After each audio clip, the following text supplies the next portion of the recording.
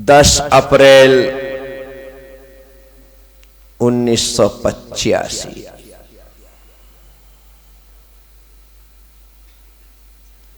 1985 का 100वां दिन।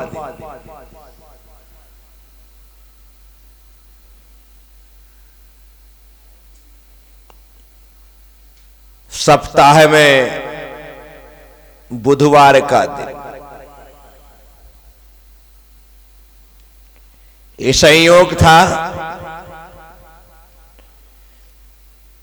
कि जिस दिन मैंने जन्म लिया उस दिन भी बुधवार था और जिस दिन मैंने संघ में प्रवेश किया उस दिन भी बुधवार था। वैशाख बदी षष्ठी तिथि। गुरुदेव ने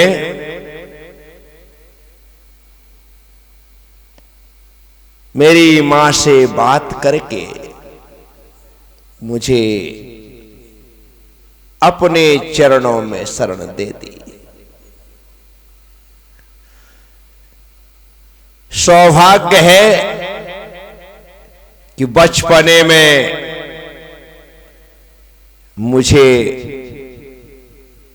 गुरु चरण मिल गए, गुरु शरण मिल गई। जिंदगियां लग जाती हैं तब भी सद्गुरु की प्राप्ति नहीं होती। पर मेरा पुण्य प्रबल था, इसलिए गुरुदेव ने उस बाल अवस्था में मुझे स्वीकार कर लिया। शाम के वक्त में संघ में आया, गुरुदेव की भक्ति हुई, आरती हुई, रात में बैया वृत्ति हुई, सोने का वक्त आया। पूरी दृष्टि है गुरुदेव की। गुरु तो मां से बढ़कर होता है। उन्होंने इशारे में चिटाई उठा करके लाने के लिए कहा। मैं उठा लाया। गुरुदेव आज भी जमीन में ही सोते हैं, कोई पाटा नहीं, कोई तखत नहीं, जमीन में प्रारंभ से चिटाई लगा लेंगे, जमीन में ही सोते। हम लोगों को लगते हैं बाटे, तखत ना मिले तो नींद ना आए, लेकिन उन्हें आज भी नहीं लगता, जमीन में ही सोते। उस समय भी जमीन में सोते थे। उनका चिटाई लगी है। उन्होंने कहा मुझसे बाजू में बैठ जाओ। मैंने चिटाई लगाई और उनसे 1-1.5 फुट दूर लेट गया। उनको यह थोड़ी मालूम था कि मेरी आदत मां के साथ सोने की है। नींद लगने की देरी थी, उनकी नहीं मेरी। जैसे ही नींद लगी मैं अपनी औकात में आ गया। जैसे मां से चिपक करके सोने की आदत थी। कल 9 अप्रैल को भी मैं मां के साथ सोया था और आज 10 अप्रैल को गुरु के साथ सोने का अवसर है। रोज की आदत होने की वजह से नींद लगते ही मैंने मां की तलाश प्रारंभ कर दी और चिटाई से जमीन में आया और जमीन से गुरुदेव के पास चिपक गया। चिपका ही नहीं, एक पांव उनके ऊपर डाल दिया। अब सोचो उन पर क्या बीती होगी। मेरा तो कुछ भी नहीं हुआ, कुछ मुझे पता ही नहीं है। गुरुदेव ने मेरा पांव अलग किया, दूर खिसकाया और निश्चिंत हो गए कि अब नहीं आएगा। लेकिन थोड़ी देर में फिर वही पोजीशन।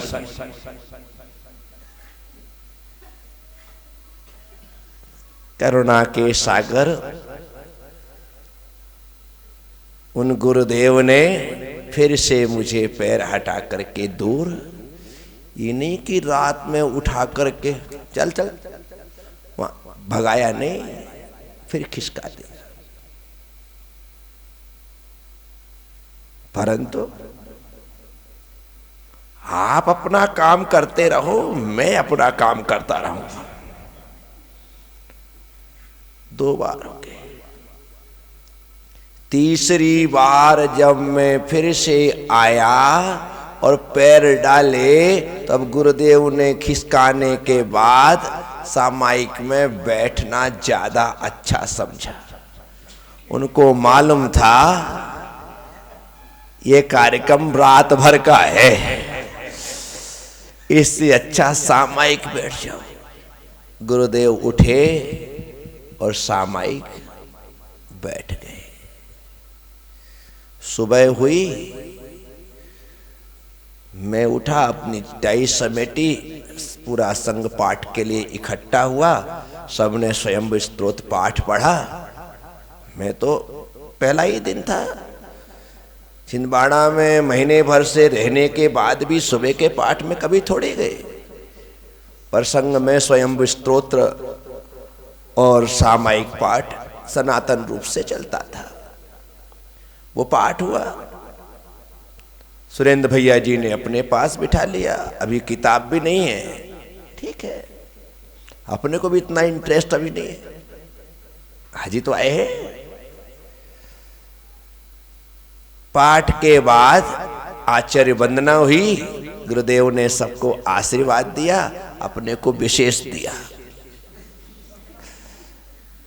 और विशेष आशीर्वाद देते हुए कहा कि बेटा कल से सुरेंद्र भैया के पास सोना। आज से सुरेंद्र भैया के पास। जी गुरुदेव, एक रात में ऐसा क्या चमत्कार हो गया भाई कि आज से सुरेंद्र जी भैया के साथ। मैंने तरीके से धीरे से पूछा कि गुरुदेव, नहीं, आज से सुरेंद्र के पास सो गए, ठीक है। और उनको हंसी अलग आई। वो तो खुद चाह रहे थे कि मैं बताऊं कि रात में क्या हुआ। तरुण सागर जी ने, आचार्य जी क्या हुआ जो आप इसको एक दिन में भगा रहे हो, बस इतना तो पूछना था। आचार्य जी ने रात की पूरी पिक्चर ज्यों की त्यों बता दी और कहा अभी इसे सोना नहीं। बच्चे तो बच्चे हैं, लुढ़कते हैं, घूमते हैं, चिपकते हैं, कुछ भी कर सकते हैं। सिर यहां रख करके सोएंगे, पता लगा सुबह वहां सिर मिला, उल्टा हो जाता पूरा। यहां पर सोते, लुढ़क करके वहां चले जाते हैं। बच्चा ही था ना, वही स्थिति हुई। लेकिन गुरुदेव ने कह दिया आज से, और ये सारी कहानी सबको बता दी कि आज ये कैसा सोया। अब इससे तकलीफ ये हो गई कि कोई पास में सुलाने को तैयार नहीं, क्योंकि जो सुलाए उस रात वो मेरी मां बने। कोई नहीं सुलाए भाई। सुरेंद्र भैया ने तक तो कहते तो दूर ही सोना विवेक भाई, मेरे से दूर ही रहना, क्योंकि उसको भी पता लग गया कि कार्यक्रम वही होने वाला है। गर्मी के दिन थे, सब खुले में सोते थे। मैंने कहा कोई बात नहीं, दूर सो जाएंगे, धीरे धीरे करके सीख जाएंगे। और ऐसा निर्णय हो गया कि आज से गुरुदेव ने जब प्रवचन प्रारंभ हुआ अर्थात सुबह का स्वाध्याय प्रारंभ हुआ, उसके पहले ही बाबूलाल जी पाटौदी से कहा, बाबूलाल जी ये नया नया बच्चा संग में आया है, एक काम करो इसके लिए धोती दुपट्टा ले आओ, इसके लिए। बाबूलाल जी ने बिना देरी किए प्रवचन खत्म होने के साथ ही एक किनार वाली, जैसे आप पहले पहनते थे पतली किनार वाली, वैसी पतली सी धोती लेकर के आ गए। अब 4.5 मीटर की धोती और अपन छोटे से, उसी धोती से बीच से फड़वाया, एक टुकड़ा दुपट्टा हो गया और एक टुकड़ा, बोले पहनो। पहनना तो धोती आती नहीं थी, सुरेंद्र सिखाएगा, ठीक है।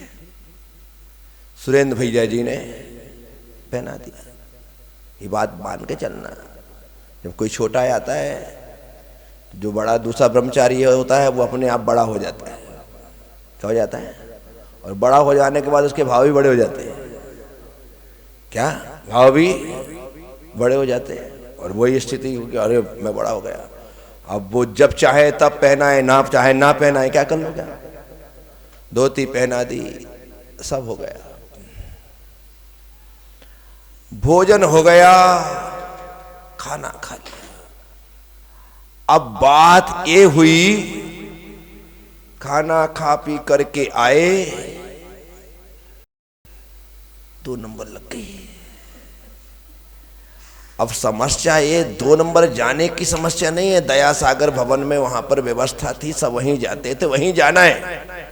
पर समस्या ये है कि वहां गए तो धोती खोलना पड़ेगा, धोती खोलने के बाद बांधेगा कौन, धोती खोलने के बाद बांधेगा कौन। इस चक्कर में पेट पकड़ करके बैठे। सुरेंद्र भैया से कह रहे कि भैया जी चलो ना, बहुत जोर से लगी है, भैया जी चलो ना। वो कहे थोड़ी रुक, 5 मिनट 10 मिनट। अरे भाई रुक क्या, यहां इससे बोलो कि रुक,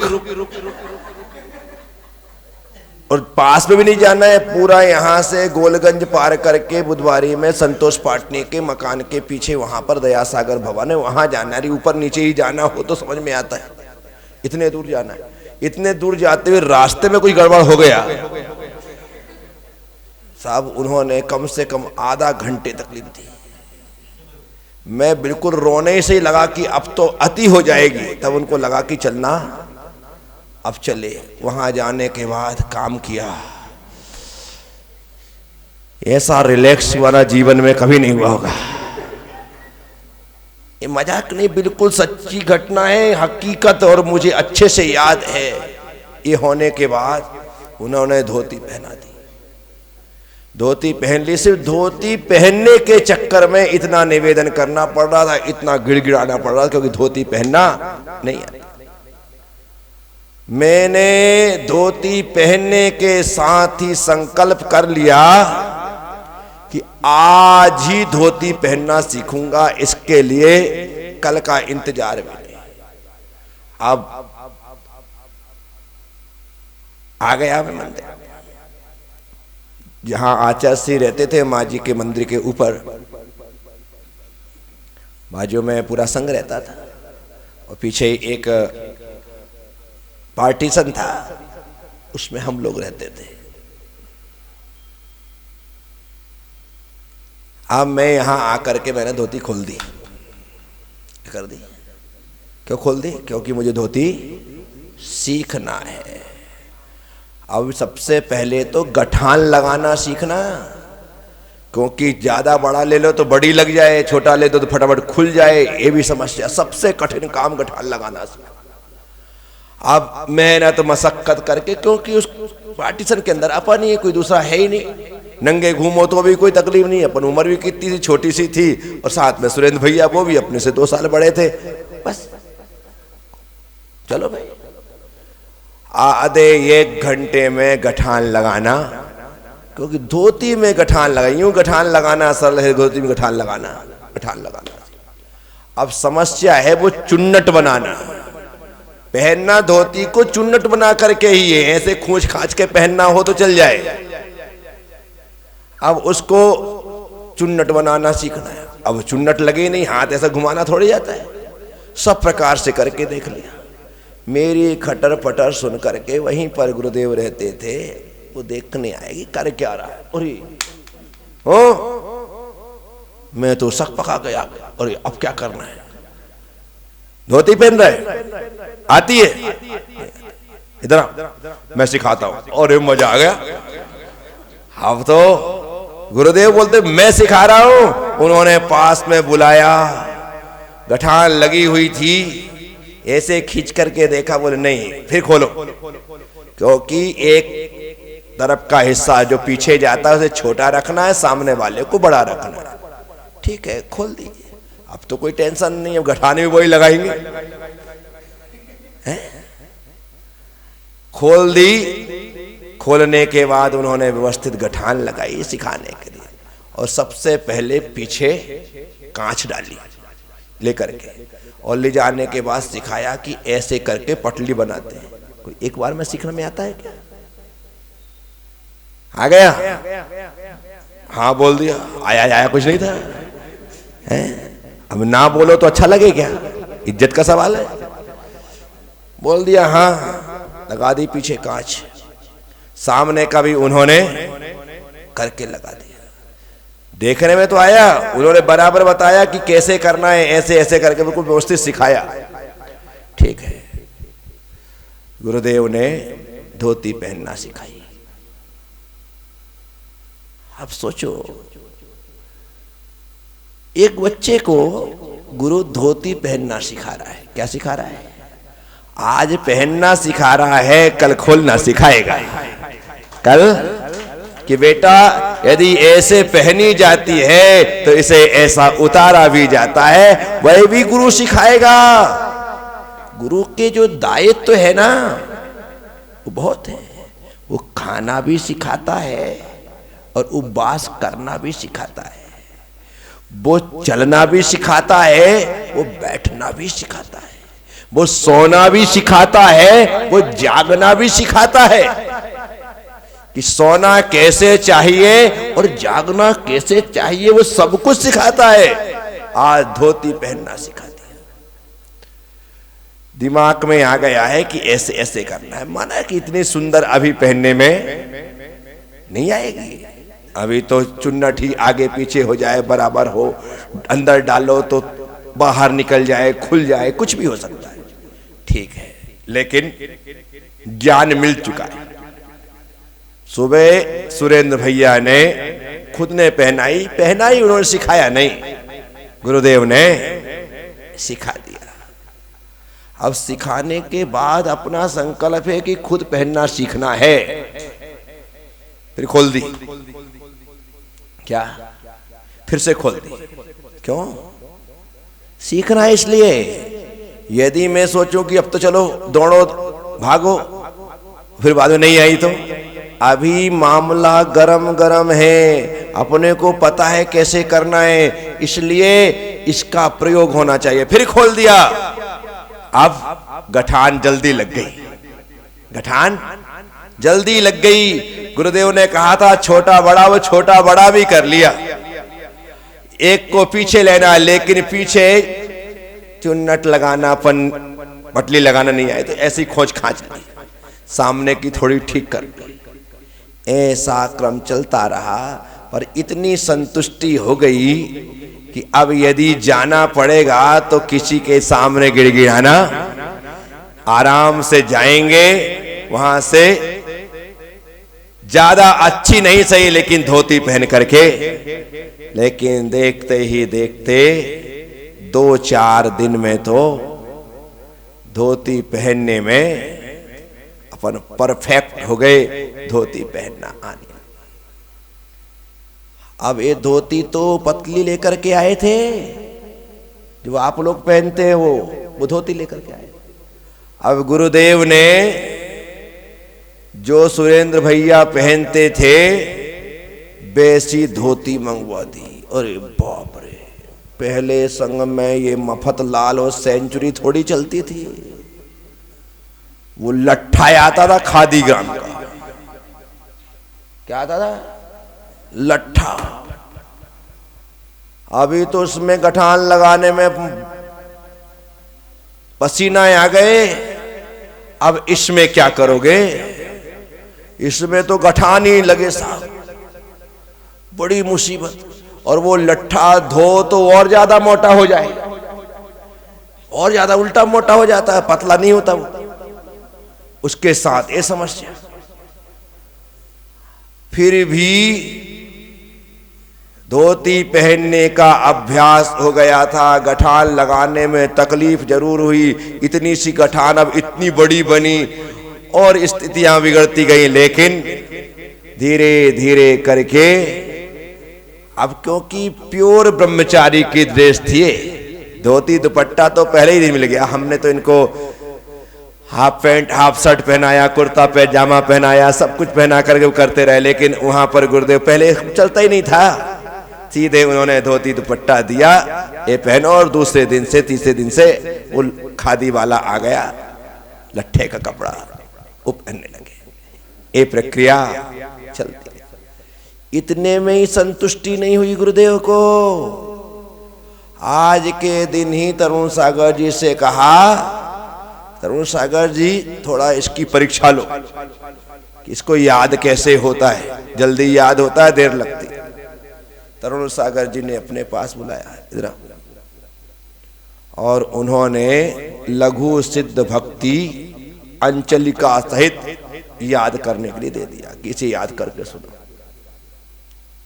सम्मत नाणदंसण वीरेशु हम तही अवग्रहणवूलो मब्बा वाहम अठ्युराहन सिद्धाणम तव सिद्धेणे सिद्धे संयम सिद्धे चरित सिद्धेया रणम दंसणमिया सिद्धे शिषा चामंते सिद्धवत्ती काउसगो कौतस्सालंचो समनाणे समदंस संजित्ताणम अट्ठभि कम विमुक्काणम अट्टकुन संपन्नाण उड्डलोय मध्यमे पैठ्याणम तस्तणम नस्तणम संयम स्तणम चस्तणम अधिदाना कदवट्टमाण कालत्ते स्तणम सब स्तणम इंचकाल वंचेमी पूजेमी वंदामी नमस्वामी दुख। ये याद करके सुनाना है, ये परीक्षा है। परंतु मां की पूरी कृपा, बा मुश्किल से 15 से 20 मिनट लगे और पूरी की पूरी भक्ति अंचलिका सहित तरुण सागर जी को सुना दी। जैसे ही सुनाई, तरुण सागर जी सीधे हाथ पकड़ करके गुरुदेव के पास ले गए। कहा कि गुरुदेव, इसने बामुश्किल से 15 से 20 मिनट में ये पूरी सिद्ध भक्ति सुना दी है। बोले मुझे सुनाओ। आचार्य सिंह सुना दी। बस आचार्य सिंह ने कहा, अब इसकी आज से पढ़ाई प्रारंभ कर दो। गुरुवार के दिन से गुरुदेव ने पढ़ाना प्रारंभ किया और सबसे पहले हमारे हाथ में दी रचनानुवाद कौमुदी। रचनानुवाद संस्कृत की पहली किताब रचनानुवाद का, बस इसे पढ़ना है। उसके पाठों को पढ़ना प्रारंभ किया। हर अध्याय में 20 अक्षर, उसके कुछ नियम, उसके कुछ शब्द, ये सब याद कर। और वो याद किए बिना काम, धातु के रूप तीसरे चौथे पाठ में चालू हो जाते हैं। भवती भवता भवंती भवसी भवता भवत भवामी भवामा भवामा राम रामो रामा रामम रामम रामान रामेण, ये सब याद कर। ये चालू हो गए। फायदा ये था मुझे कि स्कूल में 2 क्लास संस्कृत पढ़ के आया था। स्कूल में 2 क्लास 6वीं 7वीं पढ़ के आया था। ये राम रामो तो याद था पहले से, भवती भवता सही याद था पहले से। यहां बोला पर फटाफट सुना देते तो उनको लगता बहुत जल्दी याद हो गया, उनको थोड़ी मालूम तो पहले से याद। ये तो सच्चाई थी कि पहले से मुझे सभी विषयों में सबसे प्यारी संस्कृत थी। सबसे 85 नंबर मैं लेकर के आया था संस्कृत में 6वीं में। 7वीं में तो परीक्षा हुई थी, जनरल प्रमोशन के पास हो गए।